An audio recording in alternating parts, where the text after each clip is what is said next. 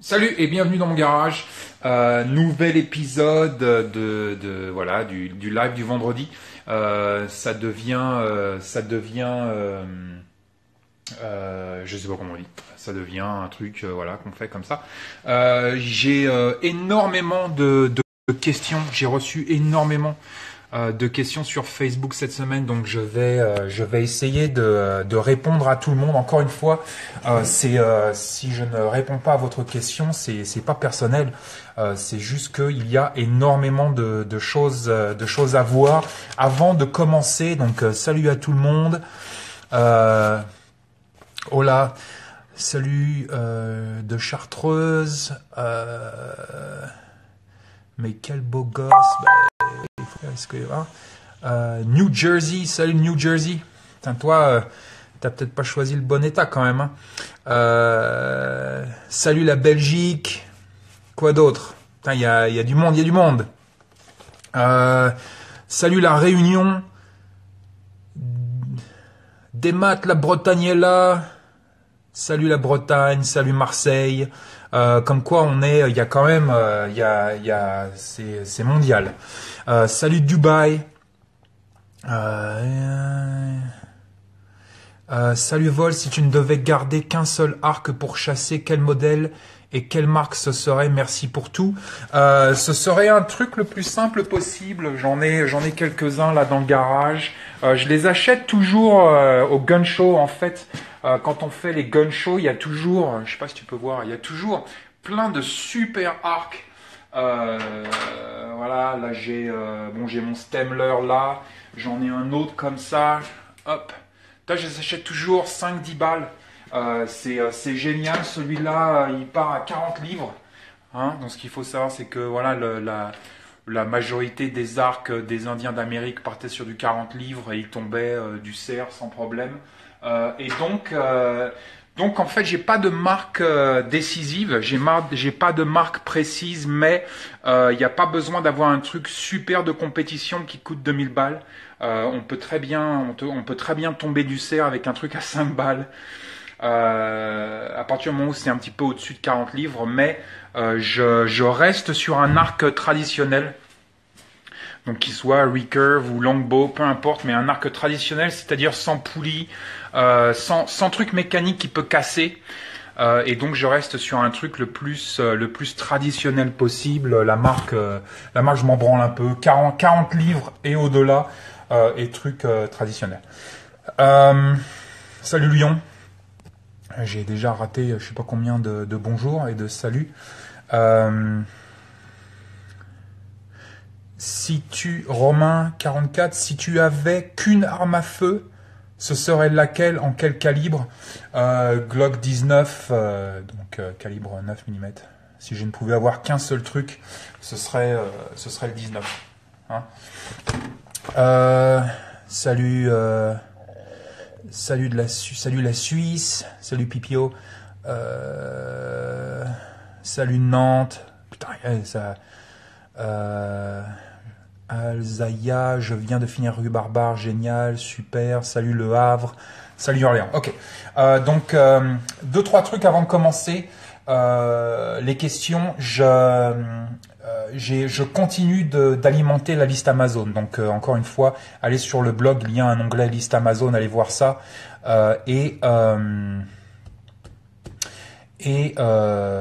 KJZK, salut Vol, prends-tu en compte l'aspect écologique lors de tes achats, biodégradables, etc. Merci, oui, bien sûr. Autant que faire se peut. Oh putain, l'expression française. Autant que faire se peut. Oui,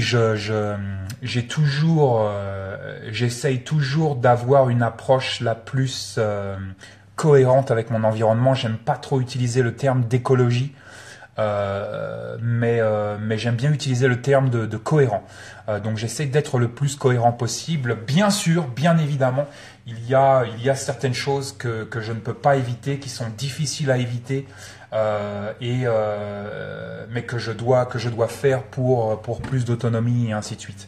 Par exemple, si je devais donner un exemple, le système solaire que j'ai là, c'est super sympa et tout. On pourrait dire que c'est écologique. Ça veut rien dire. Hein. On pourrait dire que c'est écologique, mais voilà, ça tourne sur des batteries. Il faut que j'ai des batteries, et comme on le sait tous, les batteries sur l'environnement, c'est très très difficile puisqu'on ne peut pas les recycler et que c'est de la merde, que c'est vraiment pollueur à mort. Donc voilà, il y a des choses comme ça. Je suis sûr, j'ai des panneaux solaires, mais avec les panneaux solaires, on est obligé d'avoir des batteries, et les batteries, c'est la merde pour l'environnement. Donc on ne peut pas gagner. C'est ce que je dis toujours, on en parle souvent avec mon épouse. Quelle que soit votre religion écologique, quelle que soit votre dynamique écologique, je pourrais trouver des fautes à cette dynamique. Peu importe ce que c'est, je trouverai toujours quelque chose à redire. On trouvera toujours quelque chose à redire sur notre manière de faire. Il est très difficile, voire impossible aujourd'hui, d'exister sur une dynamique cohérente à 100%. Donc avant de continuer, salut Reims, putain, il y a déjà plein de questions, je suis débordé là. Il faudrait faire 2 heures de live à chaque fois. Donc ouais, liste Amazon, allez voir sur le blog, l'onglet Amazon, je continue de faire ça. Et il va falloir qu'on ait cette conversation un petit peu délicate par rapport à Patreon. Je pense que je vais ouvrir un compte Patreon, je sais pas comment vous dites en français. Parce que j'ai plein de vidéos que j'ai envie de faire, mais j'ai plus envie de les faire gratuites, quoi. J'ai plus envie de les faire gratuites. En tout cas, certaines vidéos, le live sera toujours gratuit, par exemple. Mais j'ai envie de faire certaines vidéos qui me tiennent à cœur, et donc en les faisant payantes, je vais ici éliminer les touristes. Je vais éliminer les touristes et les boulets. Et on peut se concentrer sur une petite communauté qui sera un petit peu plus fiable, moins chiante, plus sérieuse. Je sais pas. Donc on verra comment ça s'organise, mais je voulais déjà un petit peu lancer l'idée que j'aimerais faire vraiment plus de vidéos sur des trucs vraiment spécifiques et les partager avec vous. Mais voilà, on verra comment ça se passe. Donc on va commencer. Salut depuis les Émirats Arabes.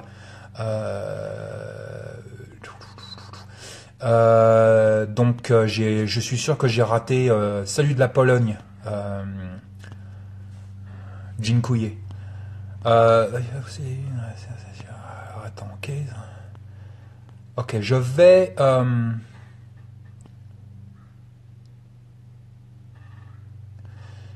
Maxence 747, salut. Tu penses quoi de la nouvelle génération survivaliste qui pense plus à s'armer que à la résilience? C'est pas mon constat. Je pense qu'il y a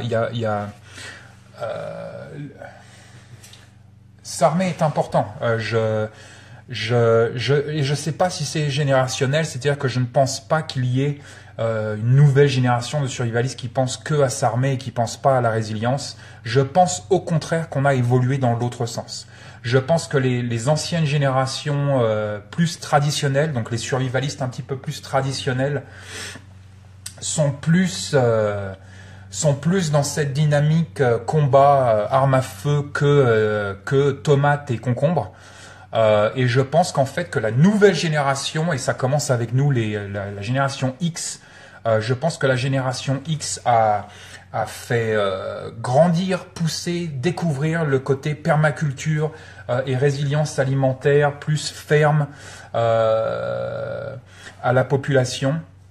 Je pense qu'on est en train de faire un énorme travail de fond par rapport à ça, par rapport, donc encore une fois, résilience alimentaire, résilience énergétique, résilience hydrique, mais sur des bases cohérentes, sur des bases que certains appelleront écologiques. Encore une fois, pour moi, ça veut rien dire. Sur des bases un petit peu plus cohérentes. Donc, personnellement, de ma fenêtre, j'ai un petit peu la sensation inverse, c'est-à-dire que les nouvelles générations ici sont plus dans la résilience plutôt que les armes à feu. Donc c'est mon constat. Peut-être que voilà le constat va être différent pour d'autres personnes, mais c'est le mien.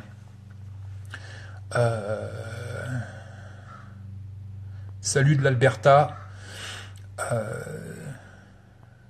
Attends là putain, faut que je zappe.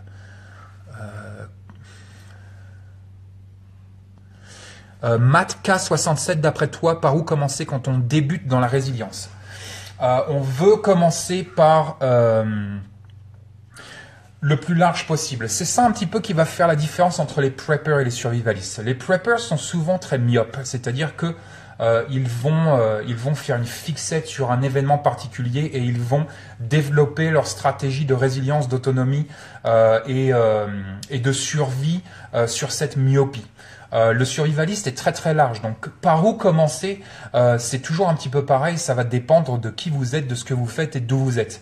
C'est-à-dire que si j'habitais dans le désert, dans les Émirats arabes, peut-être que ma stratégie de survie et ma dynamique de survie, mes stratégies de résilience ne commenceraient pas là où je commencerais si par exemple j'habitais dans le 12e arrondissement à Paris ou si j'habitais à New York sur l'île de Manhattan. Okay, donc c'est toujours très difficile pour moi de répondre à ce type de questions, mais on peut parfaitement commencer par ce qui ne coûte rien. Ce qui coûte rien, c'est dire bonjour à ses voisins et c'est tout ce qui concerne le lien social.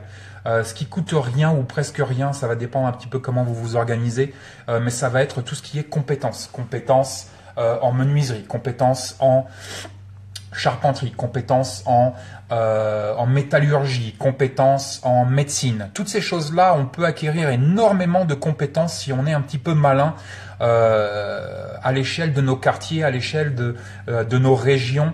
On peut aller voir des gens, faire des formations, proposer notre aide, toutes ces choses-là. Donc on peut acquérir une multitude de compétences. Donc je dirais que on peut vraiment commencer par là. On peut commencer par une certaine résilience sociale en faisant du lien social, en disant tout simplement bonjour à nos voisins, en incluant nos voisins dans notre dynamique quotidienne. Et puis après, tout ce qui concerne les compétences médicales, c'est aller passer le PSC1, aller à la Croix-Rouge, aller voir les pompiers, peu importe. Et c'est aussi tout ce qui concerne la résilience économique, en apprenant des métiers différents, en apprenant une deuxième langue. Apprenez l'anglais. C'est important aujourd'hui. Donc toutes ces choses-là, ce sont des choses qu'on peut faire qui ne coûtent pas d'argent, mais qui vont augmenter notre niveau de résilience et surtout résilience sociale et donc psychologique et économique. Après ça, ça va encore une fois dépendre. On peut commencer à s'attaquer à notre résilience alimentaire. Très importante, résilience alimentaire et résilience hydrique, et donc continuer un petit peu, et là le blog vous ouvre toutes les portes.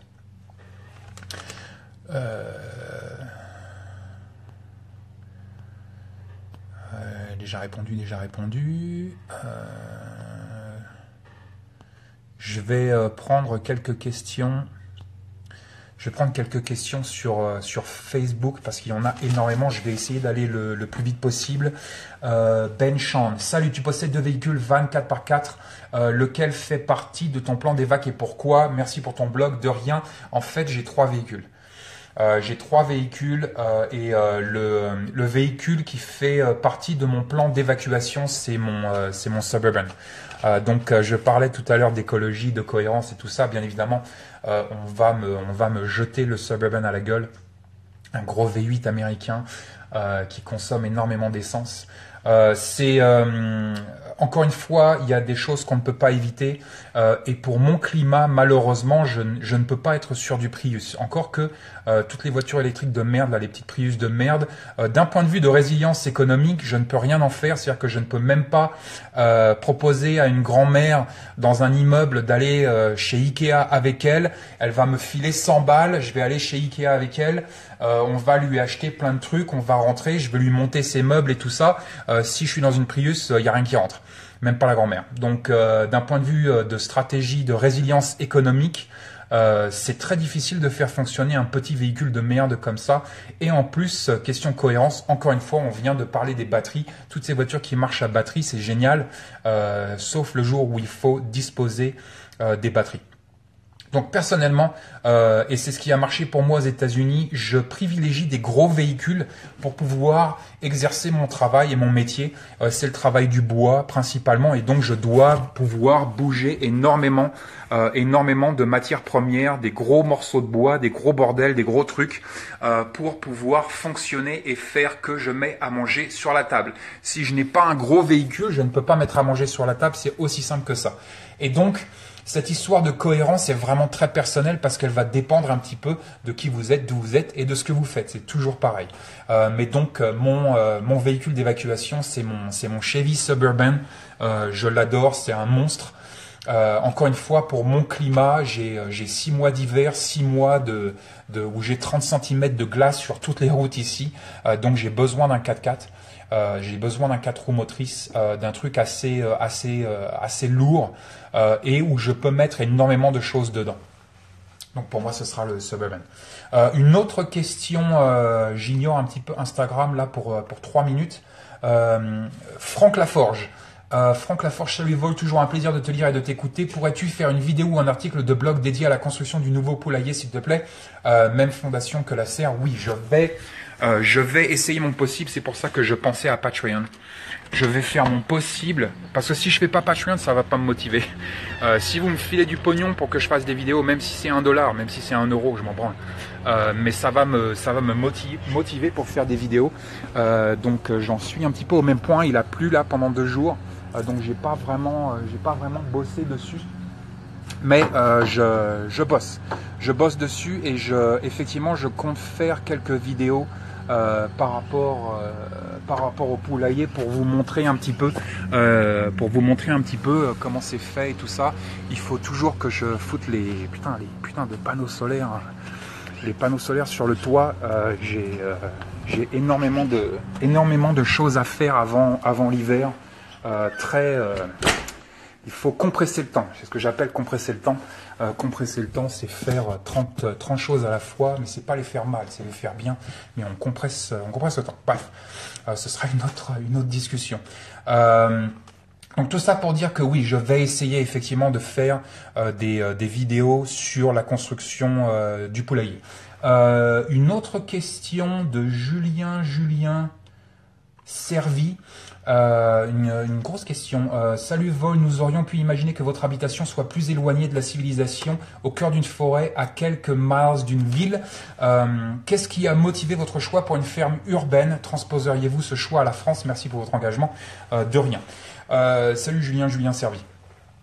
Effectivement, on a cette tendance à projeter le survivaliste qui vit au milieu de nulle part parce que les gens c'est pas bien et que les villes c'est pas bien. Au passage, j'allais lire Rue Barbare, ça parle aussi de ça. Et donc, quand j'ai emménagé en milieu urbain, encore une fois, remettons le milieu urbain dans son contexte, c'est-à-dire que je suis dans une petite ville du Montana. Je ne suis pas sur New York, je ne suis pas sur Chicago, je ne suis pas sur Londres, je ne suis pas sur Paris, et ainsi de suite. Je suis dans une petite ville du Montana. Le Montana est presque aussi grand que la France et on n'a que 1 million de personnes dans le Montana. Notre plus grande ville dans le Montana fait 120 000 habitants. C'est la plus grande de tout l'État. 120 000 habitants. Donc il faut remettre un petit peu dans le contexte. Effectivement, je suis en milieu urbain, parce que je suis dans une ville, mais je suis dans une petite ville, je suis dans une petite ville comme Pau, dans les Pyrénées. C'est pas, encore une fois, c'est pas Londres, c'est pas New York, c'est pas Atlanta, c'est pas Los Angeles. Mais donc, qu'est-ce qui nous a fait se poser en milieu urbain? Une multitude de choses. J'ai écrit 2 ou 3 articles sur le blog. J'ai déjà répondu à cette question sur un live, mais je vais le refaire. Déjà, le boulot. On a une boutique en ville. On est à notre compte. Et donc, c'était important pour nous de pouvoir garder un lien assez intime avec notre boutique, puisqu'on a des heures extrêmement longues. On fait du 6 jours sur 7, voire du 7 jours sur 7. Et donc, si on était par exemple à 40 bornes de notre boulot et qu'il fallait qu'on soit au boulot 7 jours sur 7, 6 jours sur 7 et ainsi de suite, et qu'on fasse des allers-retours pour garder un œil sur les poules, nourrir le chien, promener le chien et ainsi de suite, ça devient assez compliqué. D'une part. 2, on veut éviter la voiture le plus possible. C'est des taxes, c'est de l'essence. On reparle de cohérence écologique. C'est des taxes, c'est de l'essence, c'est de la pollution, mais c'est aussi des trajets, des risques. Surtout l'hiver, donc risque d'accident et ainsi de suite. Donc on voulait minimiser la voiture par rapport au travail. Encore une fois, on est dans le Montana, grosse neige, tout le bordel. Si on était par exemple dans les montagnes, à 1 heure de route de la ville, Il faudrait que je déneige parfois des mètres de neige. Ça veut dire qu'il faut que j'achète un truc qui puisse déneiger, une déneigeuse. Ça devient un petit peu problématique. On voulait aussi pouvoir se déplacer en vélo, c'est-à-dire que si il y a un problème économique, un effondrement, une rupture de la normalité, peu importe, on voulait pouvoir avoir un lien social, garder le pouls de la ville, mais pouvoir se déplacer à pied ou en vélo. En vélo pour aller chercher de l'eau, de la nourriture, peu importe. On voulait pouvoir fonctionner en vélo. Si on regarde un petit peu tous les effondrements et tous les problèmes de rupture de la normalité au monde, on voit que le vélo a une place extrêmement importante. Si j'habite à 1 heure de ville sur une petite route en terre dans les montagnes et que c'est l'hiver, j'ai dans le cul. Je ne peux pas utiliser le vélo, peut-être les skis, peut-être d'autres trucs. Ça ne veut pas dire qu'on est complètement bloqué, mais pour nous, on voulait pouvoir fonctionner en vélo et donc, encore une fois, éliminer la voiture, donc éliminer l'essence. Aussi, il y a un problème de déconnexion et d'isolation quand on part comme ça au milieu de nulle part. On voulait rester le plus connecté possible. J'ai déjà une tendance à faire mon Zarathustra. J'ai déjà une tendance à vouloir m'exiler dans une caverne au fin fond du Montana et ne plus jamais parler à un être humain de ma vie. Donc, il faut que je me fasse violence et on voulait encore une fois garder un lien social qui est pour nous hyper important et hyper intéressant. Comme vous l'avez vu tout au long de ces 2 dernières années, j'inclus mes voisins énormément dans mes stratégies de résilience. Et donc c'était important pour nous. Encore une fois, si on est à 1 heure dans les montagnes de la ville, on va avoir ici un sentiment de déconnexion et d'isolation qui peut être néfaste et négative, psychologiquement parlant, sociologiquement parlant. Aussi, il y a une question de stabilité, ce sera un petit peu le dernier point. Mais par exemple, ici, mon jardin est beaucoup plus stable. J'ai pas les ours, les loups qui viennent tout bouffer, les renards, les coyotes. On a des amis qui sont sur des fermes de 300, 500 hectares ici dans la vallée, dans le Montana. On a une amie qui avait 5 lamas, il y en a 3 qui se sont fait bouffer l'hiver dernier par un ours. Il y a les loups, les pumas. Enfin, je veux dire, c'est une catastrophe. On pourrait pas développer comme ça. Je pourrais pas laisser mes poules dehors toute la journée. Avoir un jardin, ça devient très difficile avec les cerfs et les ailes qui bouffent tout. Bref, ça devient très instable. La nature est assez violente par rapport à ça. Et donc ça prendrait beaucoup plus d'énergie pour faire fonctionner notre petite base autonome durable, notre petite ferme urbaine, si on n'était pas en ville. Donc le vent aussi, on a beaucoup de vent ici. J'ai un ami fermier qui a été obligé de planter à peu près 1000 arbres pour faire un barrage pour le vent. Bref, il y a une multitude de raisons sur le pourquoi du comment on est arrivé en ville. Et puis la dernière raison, c'est bien évidemment qu'est-ce qui va se passer quand on va avoir 70 ans. Quand je vais avoir 70 ans, je ne vais pas envie d'avoir à déneiger 1 kilomètre de route pour pouvoir sortir de la maison. Je ne vais pas envie d'avoir à gérer une multitude de problèmes qui vient avec l'isolation et la déconnexion de vivre vraiment isolé. Donc voilà, j'espère que ça répond à ta question. Je vais voir s'il y a des questions sur Instagram. Salut la Normandie. M Marciade, salut Volwest, que penses-tu de l'entraînement à l'airsoft? J'ai déjà répondu.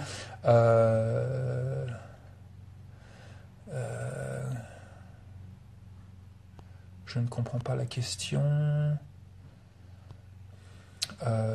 L'atelier du Corbeau, que penses-tu du holster Sidecar de chez Trex Arms? Je ne l'ai pas testé. Une association de survivalistes à Paris. C'est les clochards. Les clochards, ils ont une super association de survivalistes à Paris. Encore que tout le monde dit les clochards, mais en fait, les clochards sont hyper dépendants de la société.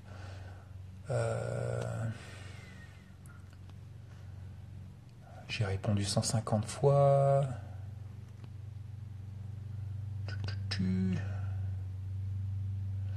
L'atelier du Corbeau, penses-tu qu'une ville de 150 000 habitants est un bon compromis sécurité, accessibilité? Effectivement, on a aussi l'accessibilité au commerce et tout ça. 150 000, putain, ça commence à faire beaucoup quand même. Là, nous, on est à 50 000, c'est très bien. Moi, ma barre, c'est 100 000. En dessous de 100 000, ça va. Au-dessus de 100 000, ça commence à faire trop. Donc, personnellement, pour moi, peut-être que c'est différent pour toi. Peut-être que pour toi, 150 000, c'est parfait. Pour moi, 150 000, c'est trop.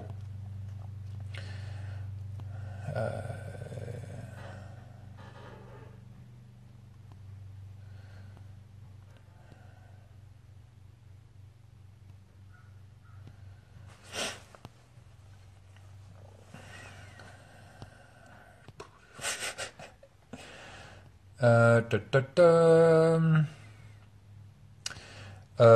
Corbe 7733, lors du live avec Tony, tu disais que tu manges du pain à base de graines. Quel est le nom de la recette, s'il te plaît? J'ai pas le nom de la recette, j'ai le nom du pain. Ça s'appelle du Ezekiel. Ezekiel bread. Ça vient de la Bible.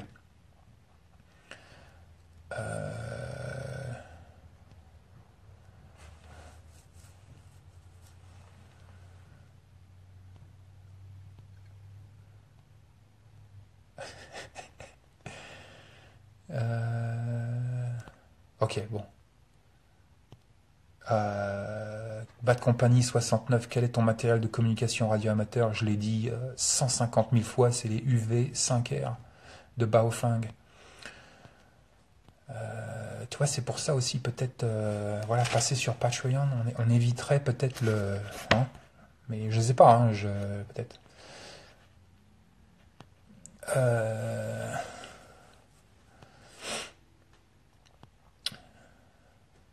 Quel est le smartphone que tu utilises? Samsung S, je sais pas quoi, 5, je sais pas quoi.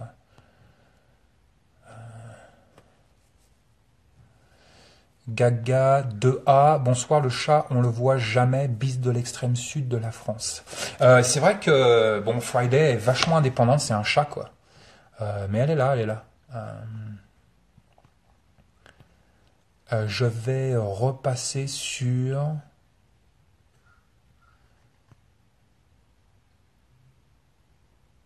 Je vais repasser sur les questions Facebook. TV Test. Bonjour, dans un contexte dégradé d'une quinzaine de jours, quelle méthode pour gérer un groupe? Une gestion démocratique sur les décisions à prendre? Oh, fuck la démocratie. Un leader? Comment éviter qu'avec le stress d'une catastrophe climatique, par exemple, ça ne parte pas en sucette? Alors, on ne peut jamais prévoir si ça va partir en sucette ou pas, mais comment, pour moi, comment je gérerais un groupe? C'est très très simple. Tu gères un groupe, si tu es chez moi, c'est moi le chef. Si je suis chez toi, c'est toi le chef. Si tu es dans ma caverne, c'est moi le capitaine caverne. Et si tu es dans ta caverne, c'est toi le capitaine caverne. Hein. C'est comme ça que ça fonctionne et c'est comme ça que ça devrait fonctionner. C'est beaucoup plus simple.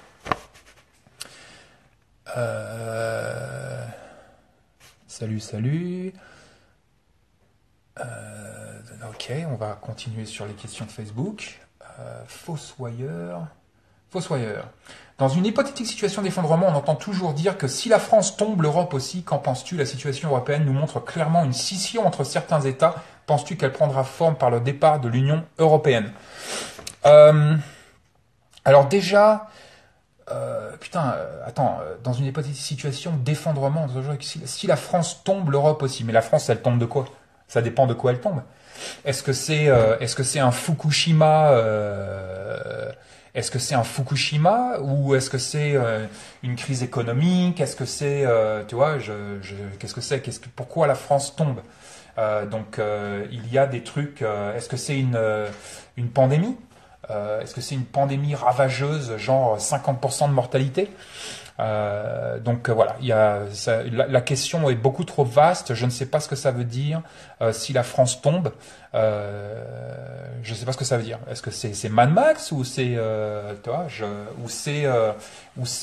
Cuba? C'est l'effondrement de l'URSS ou c'est la Bosnie? Tu vois, je sais pas trop où t'en es par rapport à ça. Donc je dirais, encore une fois, ça dépend. Ça dépend ça dépend comment ça tombe, ça dépend pourquoi et ainsi de suite. Georges Herbert, où en sont tes réserves d'eau du jardin? Super, on a Les deux là sont remplis, donc ça fait 500 litres. Et les deux gros de 2000 litres là-bas, on doit avoir 1500 litres.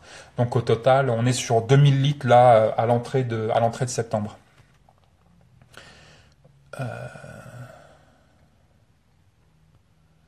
Coach sportif Paris, salut, c'est Steve. Salut Steve. Une bombe lacrymogène se conserve combien de temps après la date de péremption? Merci Steve. Je sais pas, il n'y a pas de règle. Ça dépend. Est-ce que tu la gardes dans la bagnole? Est-ce que tu vis dans le sud de la France et qu'il fait 40 degrés tous les jours et que tu la gardes dans la bagnole? Ça va se dégrader beaucoup plus vite. Ou est-ce que tu es dans un climat sympathique et ainsi de suite. Personnellement, je vais pas plus de 2 ans après la date de péremption. Encore une fois, le problème avec les bombes lacrymogènes, c'est pas nécessairement le produit irritant qui va se dégrader, mais c'est le produit qui va propulser ce produit irritant. Donc c'est là où on a des problèmes avec les bombes lacrymogènes. C'est pas que le produit irritant n'est plus irritant, c'est que le système de projection devient merdique. Je dirais 2 ans.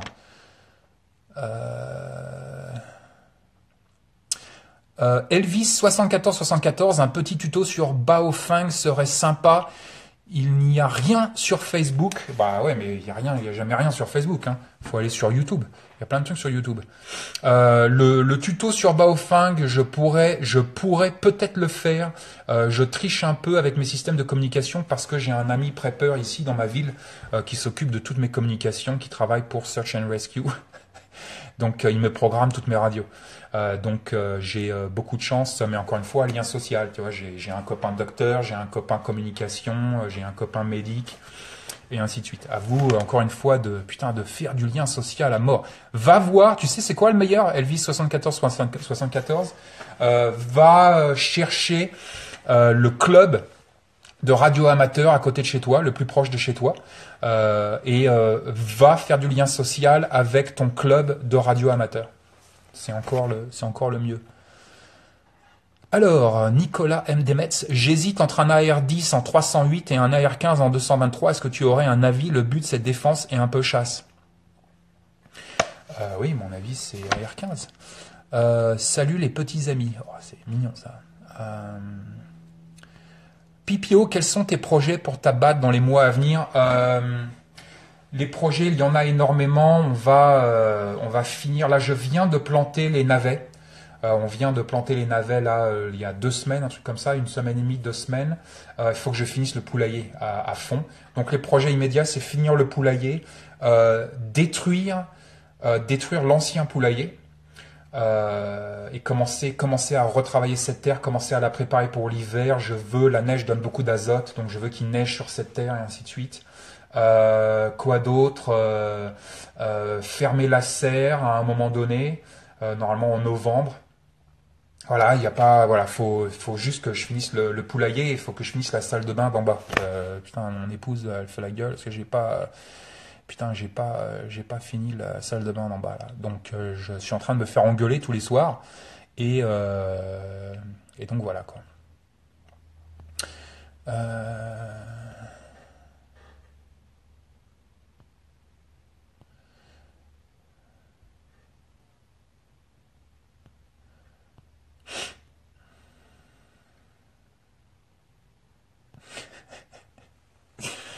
Putain, question rigolote.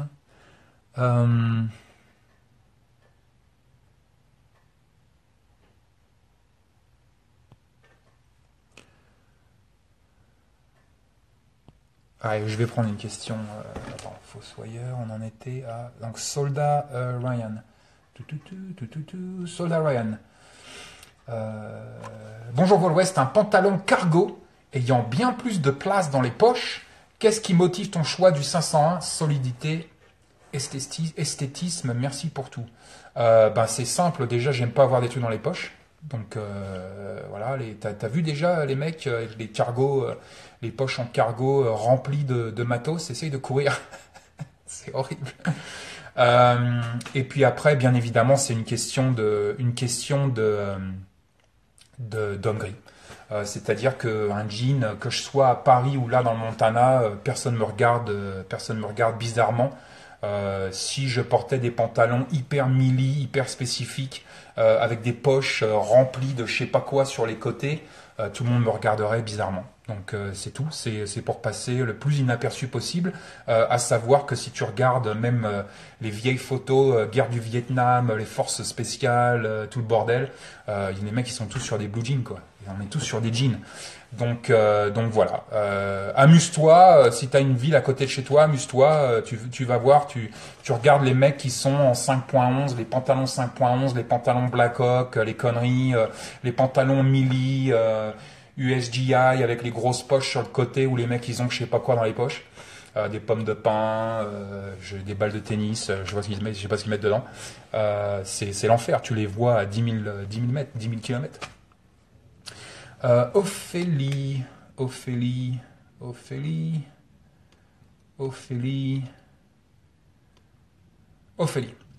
Bonjour Monsieur West.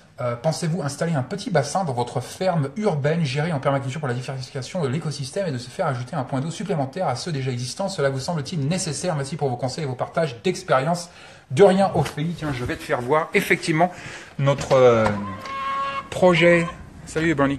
Notre projet salut Touton. Notre projet du printemps prochain, c'est de mettre un plan d'eau ici.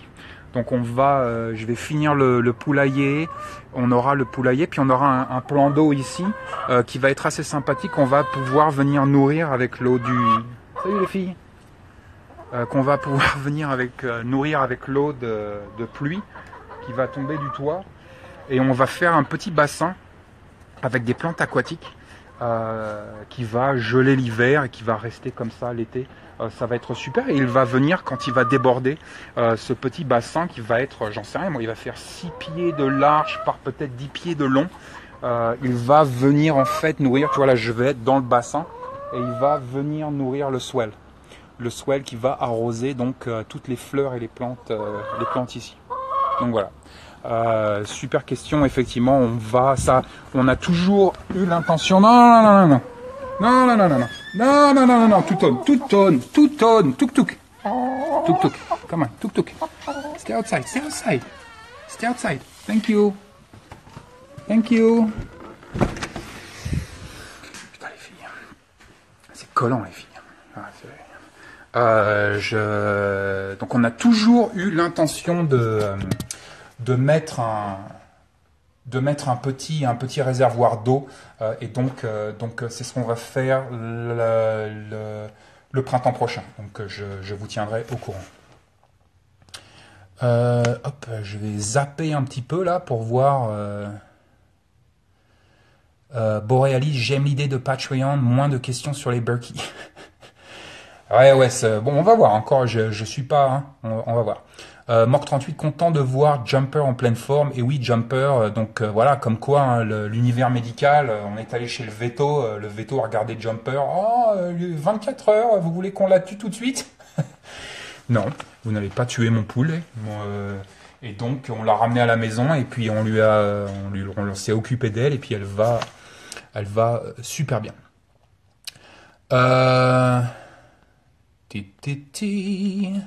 Moon. Après, le jean avec la pluie, c'est pas top. Il y a quoi qui est top avec la pluie? Tu crois que les pantalons cargo, c'est top avec la pluie? J'ai toujours un pantalon de pluie avec moi, ceci dit. Donc peut-être que... Ouais, mais ça, c'est mon côté survivaliste, ça. C'est bizarre. Les questions personnelles, non merci. En fait, je vais vous expliquer comment je choisis un petit peu les questions. C'est que quand vous me posez des questions hyper personnelles, genre par exemple Elvis 74 à 40 ans, marié, 2 enfants, est-ce facile de s'installer aux States? Ça, c'est une question pour toi. Si tu veux me filer 200 balles de l'heure et que je te fasse un truc hyper personnel et voilà, il n'y a pas de problème. Mais là, tu fais avancer personne. Tu fais avancer que ta tronche. Donc généralement, on le prend pas mal. Donc généralement, je vais zapper ce genre de questions. J'essaye de prendre des questions qui vont répondre à la plus grande demande et qui vont faire avancer le schmilblick de plusieurs personnes, voire du groupe tout entier. Les questions hyper personnelles comme ça, putain, ça fait avancer personne, quoi.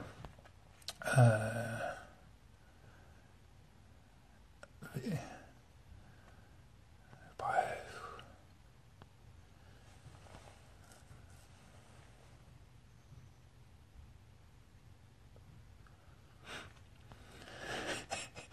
Calme-toi, Antoine, calme-toi. Ça va le faire. Hop, discrétion, homme gris.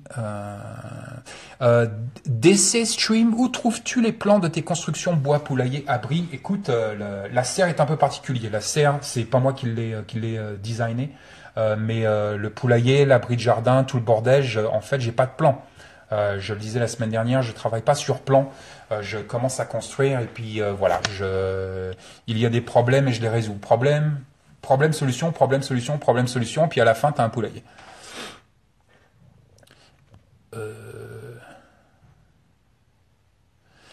Georges Hébert, la mentalité d'un survivaliste évolue-t-elle avec le temps? Passe-t-on de je me prépare à l'apocalypse à je veux plus de résilience et d'autonomie? C'est une bonne question, ça rejoint un petit peu la question d'avant. Je me rappelle plus qui la posait. Mais c'est vrai que de toute façon, avec l'âge, non, en fait, j'allais dire une connerie. Encore une généralité de merde. J'allais dire avec l'âge, on s'assagit. C'est pas vrai. Il y a plein de mecs il y a plein de survivalistes qui sont toujours fixés sur l'apocalypse. Écoute, je sais pas, ça dépend de quelle porte tu ouvres, ça dépend de qui tu écoutes, ça dépend qui t'influence dans ta vie. Est-ce que tu lis du Joël Salatin ou est-ce que tu lis du comment il s'appelle l'autre couillon là, celui qui a écrit Patriot là, Rawls. Donc voilà, est-ce que tu lis du Joël Salatin à longueur de journée voilà ou Rawls. Est-ce que tu regardes, j'en sais rien moi, c'est toujours pareil quoi, ça dépend des influences. Et puis ça dépend où t'es aussi. Je comprends qu'il y ait des gens, toi si je vivais, parce que j'étais obligé pour mon boulot, si je vivais en plein milieu de Paris ou en plein milieu de New York ou en plein milieu de Los Angeles, oh putain, je serais beaucoup plus sévère, je serais beaucoup plus strict, je serais beaucoup plus peut-être extrême. Donc je comprends ces personnes-là. Maintenant, c'est vrai que et on le voit avec le temps, les anciennes dynamiques survivalistes étaient hyper basées comme ça sur l'apocalypse, sont hyper, comme je le disais au début, c'est de la myopie. C'est-à-dire que généralement il y a des grosses lacunes dans ces dynamiques de résilience. Notamment par rapport à l'hydrique et l'alimentaire.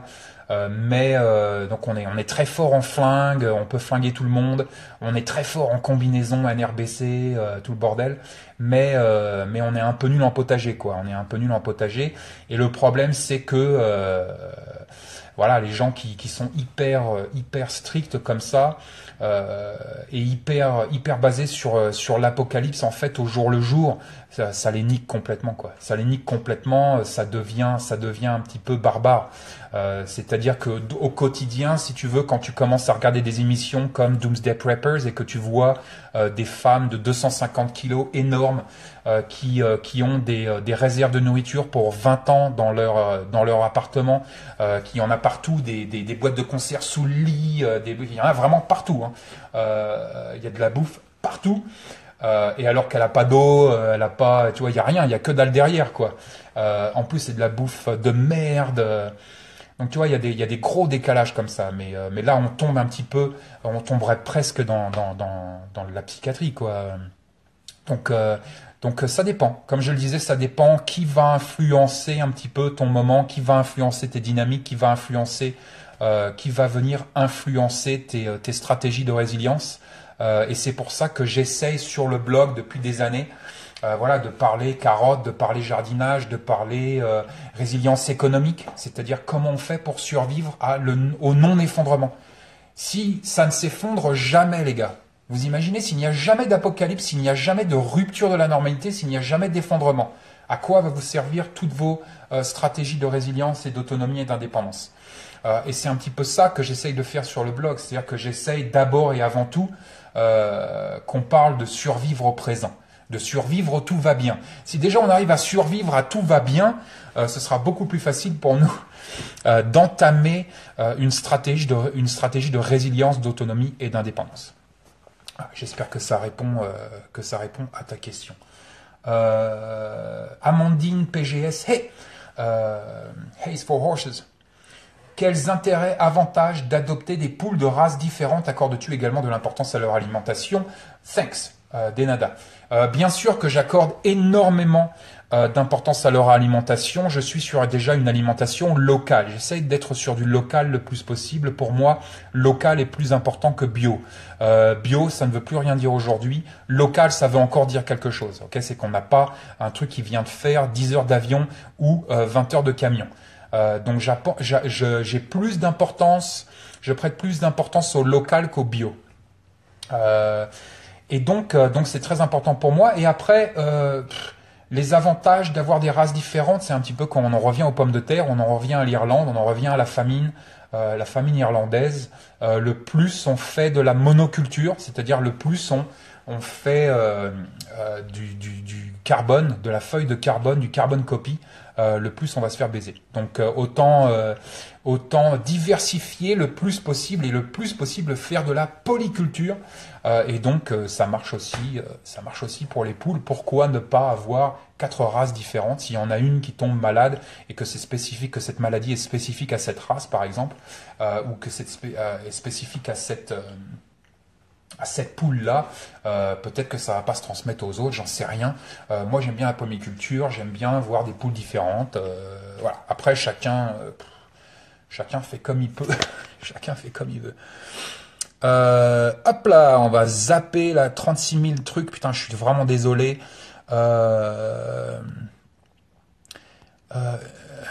Matrix 1664, hello. Hello. As-tu un bunker chez toi ou proche de chez toi? Je viens de tester de l'eau stockée 12 ans dans un bunker et bien claire et parfaite. L'eau, au passage, ça se tourne tous les 12 mois.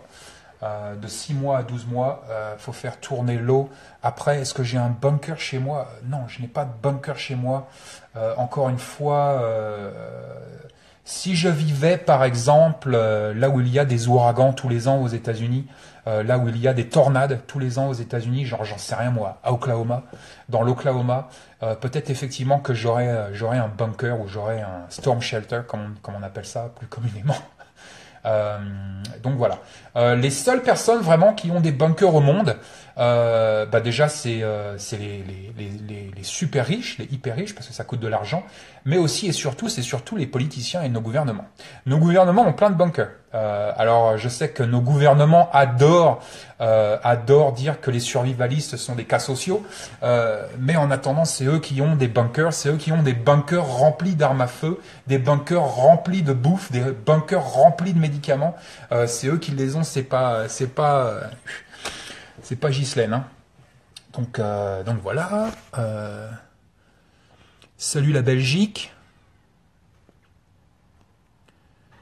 Merci, de rien.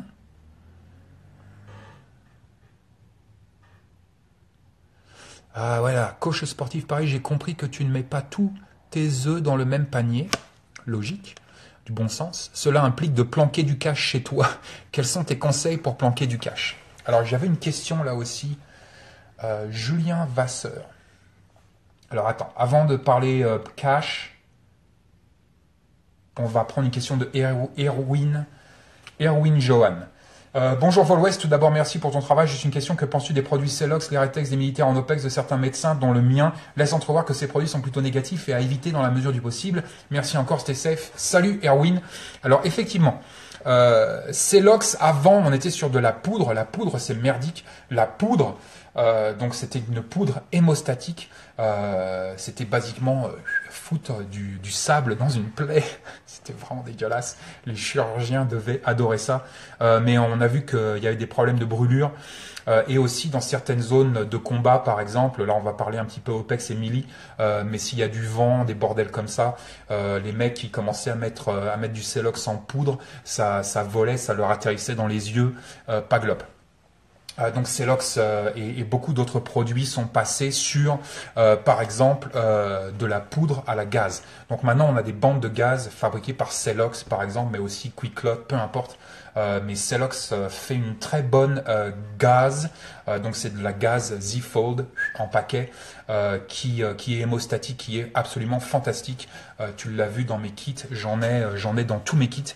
Donc voilà, c'est vraiment le truc super important. Donc question pognon, on en revient au pognon là. Coach sportif Paris, quels sont tes conseils pour planquer du cash? Et on avait Julien Vasseur, dans l'hypothèse où tu serais en France, tu as des économies que tu souhaites sortir du circuit de tes comptes bancaires français pour X raison. Très bonne idée. En excluant de les retirer en espèces et donc de les détenir en cash. Difficile à réintégrer à la banque par la suite sans être soupçonné d'être un cousin d'Escobar, sans les investir dans la pierre, ni dans l'or, ni dans l'argent. Bah, tu vas en faire quoi? Tout en souhaitant que les fonds puissent redevenir disponibles rapidement en cas de besoin et sans y laisser des plumes, zéro perte. Ça n'existe pas, zéro perte. J'ai tenté de faire court. Je pense que tu as saisi l'esprit. J'ai tout à fait saisi l'esprit. Alors déjà, on va commencer par le basique du basique. Si vous ne le savez pas déjà, le moins on donne d'argent au gouvernement, le mieux. Le mieux je me porte en tout cas. Donc effectivement, le moins on paye de taxes, le mieux, surtout dans un pays hyper taxé comme par exemple la France. Personnellement, ayant mis ça en parenthèse, je pense qu'il est, d'un point de vue résilience, d'un point de vue autonomie, d'un point de vue indépendance, d'un point de vue survie, je pense qu'il est extrêmement important d'avoir un plan de résilience économique qui inclut d'avoir du cash à la maison. Ça s'appelle les fonds d'urgence. On devrait tous avoir des fonds d'urgence à la maison. Donc, si j'étais en France, j'aurais aussi des fonds d'urgence qui ne seraient donc pas par défaut dans le circuit bancaire traditionnel, dans le circuit économique traditionnel, qui seraient, comme on dit, sous mon matelas. Après, comment vous vous organisez à la maison?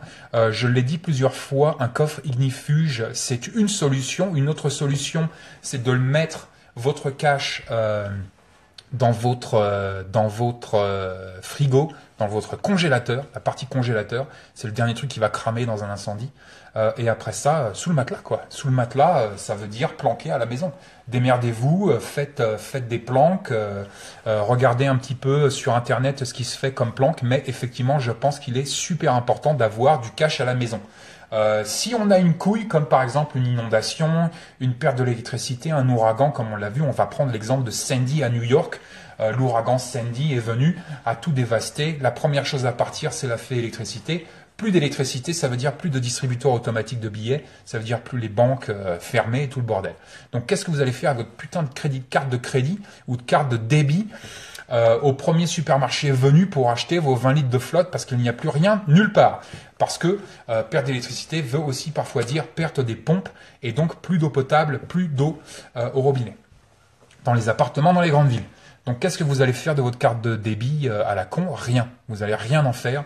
Donc il faut toujours du cash à la maison. Personnellement, je me base sur des fonds d'urgence de 6 mois d'autonomie.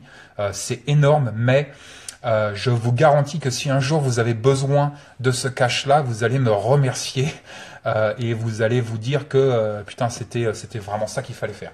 Donc pour répondre aux deux questions, il y a des solutions pour effectivement stocker du cash à la maison, que ce soit des planques traditionnelles, genre sous le matelas, bien évidemment pas sous le matelas, mais aussi tout ce qui est coffre ignifuge. Moi j'adore les coffres ignifuges, j'en ai plusieurs dans plusieurs endroits à la maison.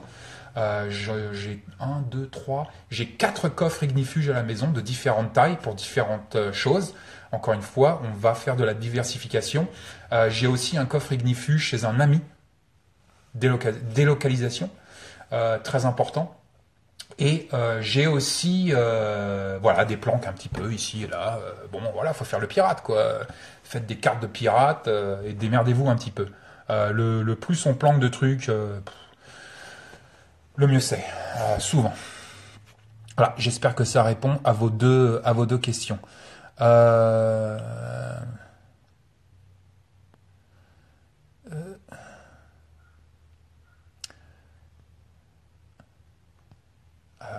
ok.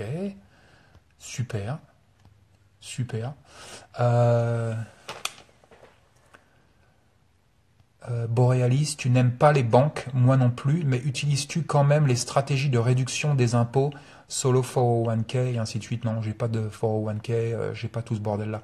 Moi, je fais d'autres trucs, moi, ça inclut pas les banques, hein. Ça inclut pas les banques, ça inclut pas le gouvernement, ça inclut pas l'État. Putain, il y a un Suisse là, tu peux lui en parler si tu veux. Putain, ça c'est vraiment les questions. Je peux pas répondre à ça. Je peux pas répondre à ça. Si tu as juste 100 euros, que privilégierais-tu comme achat juste maintenant? Merci. Depuis l'Essonne. Oh, salut l'Essonne. J'ai habité à Corbeil pendant un moment. Je peux pas répondre à cette question si j'avais que 100 euros. Ça dépend encore une fois de qui tu es, d'où tu es et de ce que tu fais. Tu vas avoir des priorités différentes. Là où tu habites dans l'Essonne, tu as des priorités différentes. Si j'habitais à Los Angeles, j'aurais des priorités différentes et ainsi de suite. Donc voilà, tiens, 100 euros, va faire, inscris-toi à 2 cours, j'en sais rien moi, les PSC1, va passer ton PSC1, des conneries comme ça, et utilise les 100 euros dans du matos. Achète-toi un garrot, et fais-toi une formation PSC1.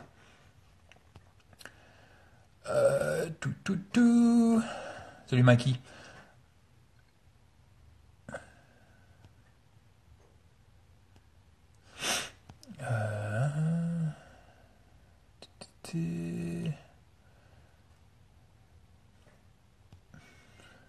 Bizarre.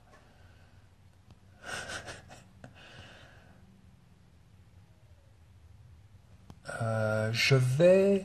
Salut The Doc. Je vais...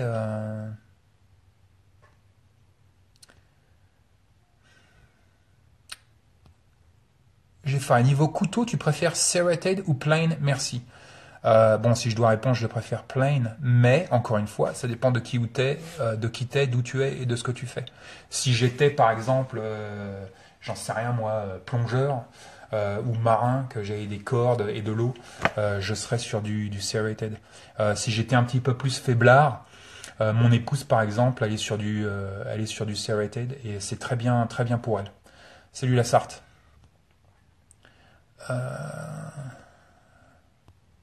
West Wind 050. Ouais, l'atelier du corps. Vous vous parlez entre vous. Ah, pardon. Ok, je vais reprendre des questions Facebook là. Julien Vasseur, on a fait. Jérémy Seldran. Que penses-tu des accumulations de données sur les populations civiles, Big Data, GAFAM, pour le moment à des fins commerciales uniquement et des risques liés à la mauvaise utilisation, régime totalitaire, autoritaire, politique hostile? Ah non, mais attends, toi t'as posé 150 questions. C'est pas celle-là que je voulais prendre, c'est la 4e. Elles sont toutes des bonnes questions, mais je vais prendre que la 4e. Jérémy Seldran. Dans une vidéo, tu dis avoir mappé ton quartier, ta ville, notamment pour tes réserves de gaz. Dans une autre, tu parles des arbres fruitiers. D'après toi, qu'est-il essentiel de mapper à l'échelle d'un quartier, 1 km, et d'une ville, 10 km, et pourquoi? Il y a d'abord tout, le plus possible. Mapper à l'échelle 1 km, 10 km, 100 km, généralement on va faire, mais je vais juste parler des 1 km là. Et 10 km. Map le plus possible. Ça sert à rien de te dire, ah tiens, je me balade dans la rue, je promène le chien, je vois, tiens, putain, une piscine. Ah mec, il y a une piscine. Tu sais, une piscine, c'est, j'en sais rien, moi, 30 000 gallons de flotte, quoi. Donc bon, c'est de l'eau, c'est un point d'eau. Tiens, je prends note, je fais une photo de l'adresse, peu importe. Et quand je rentre chez moi, j'ai ma carte, boum, j'ai mon petit signe pour l'eau, je mets point d'eau et terminé. Ça sert à rien de se dire, ah non, mais je mappe pas les points d'eau, je mappe que les arbres fruitiers. Map tout le plus possible. Les casernes de pompiers, les supermarchés, les points d'eau, les piscines, bien évidemment les trucs à médicaments, là où ils font les médicaments avec la croix verte, la pharmacie. Fais les pharmacies, fais les mécaniciens, fais tout. Les taxis, les bornes de taxi là, pas les bornes de taxi, mais les mecs qui s'occupent de la communication pour tous les taxis, ils ont tous des radios, c'est génial. Faut tout mapper. Moi, je mappe tout. C'est comme ça qu'il faut faire. J'ai fait un article en fait sur le blog qui s'appelle La philosophie de Descartes. Descartes en 2 mots. La philosophie des cartes, c'était un jeu de mots. Bon, voilà. Mais va voir l'article, ça parle de tout ça. 20 secondes. J'ai plus le temps. Merci à vous pour vos questions. Je reprendrai la semaine prochaine. Encore une fois, si je n'ai pas répondu à votre question, essayez de me reposer votre question la semaine prochaine. On a eu énormément de questions cette semaine. Donc merci pour vos questions et stay safe.